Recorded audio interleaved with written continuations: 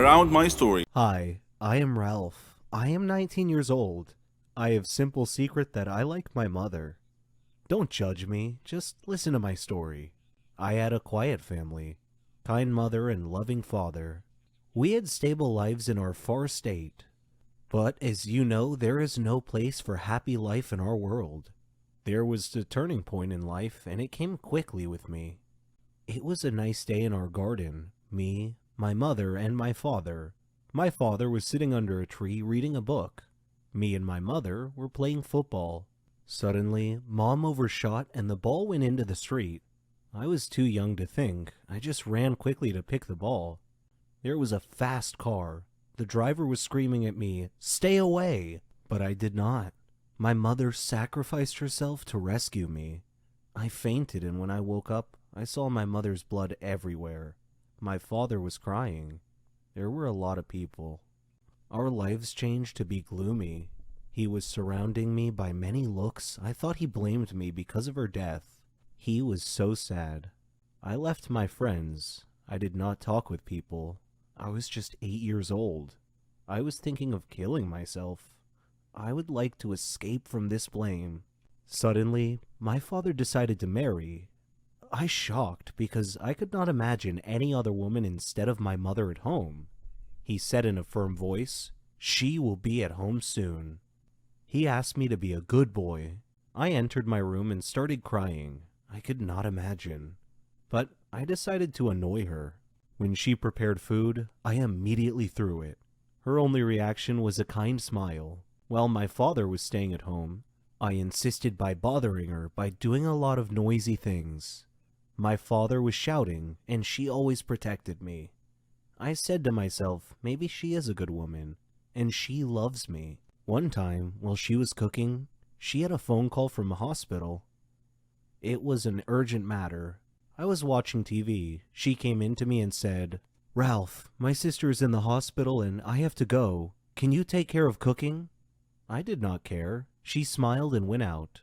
I went to the kitchen and turned up the heat to burn the food. But the fire did not just burn the food, it started to burn home too. There was fire everywhere. I could not breathe. Then I fainted. I woke up, but I did not know where am I. I looked around and saw my stepmother sleeping. She looked exhausted, and there was cinder on her face. Suddenly, the door opened, and I discovered that I was in the hospital. The nurse said, "Get well soon." I asked her what happened. She told me that there was a big fire at our home, and my mother is a brave woman. She entered home and rescued me in the last moment. I looked at her. I discovered that she is a great woman. She woke up suddenly and asked me, "Are you okay?" I hugged her and cried. I said, "Sorry for everything." She said, "It is okay. I can understand." I considered her my mother. I started to help her in everything at home. She helped me a lot. I supported her a lot until her last illness. Today, I'm standing in her gravesite. I want to tell her that I love her a lot. I adore detective adventures and solving puzzles that others can't. I'm crazy about this. I love challenges and mysteries. I'm Ramon. But my father's nickname for me is Megamind. I'm 14 years old, and I'm typically ranked number 1 in my class every year. I have become famous for solving riddles. Many comers have tried to unseat me, but all have failed. I love to examine minute details. But let me get on with telling you my story. One hot summer, we had just finished our exams at school and were going on summer break. So I organized a trip to the beach with my friends. Beach weather is amazing. Clear skies, cool ocean breezes, sand, and sun. Just amazing. One day, before my beach trip, my mother handed me a letter from my grandmother. I was surprised and thought it was a little weird because Granny owned a hotel in the surrounding area nearby. It had wonderful views all around it. I had opened the letter, which read, "Dear Ramon, how are you? I hope you're enjoying your summer break. Would you mind spending a couple of days with me? I have a serious matter that I would like to discuss with you. Granny." Initially, I thought that it was probably some silly matter, but then my inner voice told me that it might be important. I was conflicted between going on my beach trip or visiting my granny. I decided to visit Granny first. She was family after all, so off I went. Though my grandmother lived in a beautiful area, the closer I got to the hotel, the more my inner voice was nagging me. When I arrived at the hotel, Granny was waiting for me. She smiled and hugged me. I had missed her so much. She had company. Raul, her maintenance man, and Malika, her housekeeper and assistant. There weren't any guests in the hotel at the time, and I asked her why. Her face changed, and she said that was what she wanted to speak to me about. So we went to her room to talk. She then proceeded to tell me that the hotel was haunted. Haunted? I exclaimed. What makes you think that? Granny said, the hotel has evil spirits that frighten the guests at night. I didn't want to believe it, but I knew Granny was a rational person. I suspected there was more to this than meets the eye, so I decided to investigate this intriguing mystery. On my first night at the hotel, I waited until midnight. Then I lit a candle and walked through the halls of the hotel. There were photos on the wall, and I could hear whispering and the rustle of the leaves outside. It was a little spooky and unsettling, and made my blood run cold.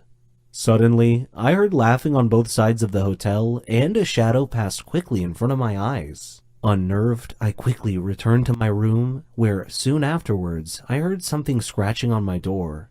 I kept thinking to myself, I am not afraid. I am not afraid. Then the door began opening slowly. I saw a hand on the doorknob. Then the owner of the hand came into view. It was a cloaked, headless man holding a candle. I fainted. The next day, I woke up to find Granny and Malika standing beside me. Granny told me that I had been sleeping a long time. I asked what had happened, and they told me they heard me scream and came to my aid. When they found me, I was unconscious on the floor. At that moment, there was a knock on the door. It was Raul bringing me a drink. That was when I noticed something strange about Raul's face. It was emotionless. Then I glanced at his hands as I accepted the drink from him. That night, I again walked around the hotel. I found some steps at the end of a corridor that led to the basement. Down in the basement, I opened a maintenance door and found a tape recorder and a pile of clothes on a table. Suddenly, the lights went out. I was groping around in the dark and trying to find my way back when I heard the laughing again. Still, I continued stumbling ahead through the dark. I stepped on an electrical line and tore it off the wall. I returned to my room. My door opened slowly. I was hiding behind the door. I grabbed the loose electrical detonator and touched it to the doorknob.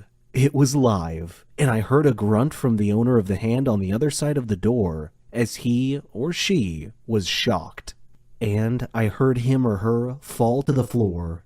It took me a while to find the electrical panel, but I managed to get the lights back on. When I did, I found Raul laying unconscious on the floor next to the doorknob that I had electrified. I called Granny and Malika down to the basement. Granny asked what had happened. I replied, Granny, you really need to screen your employees better.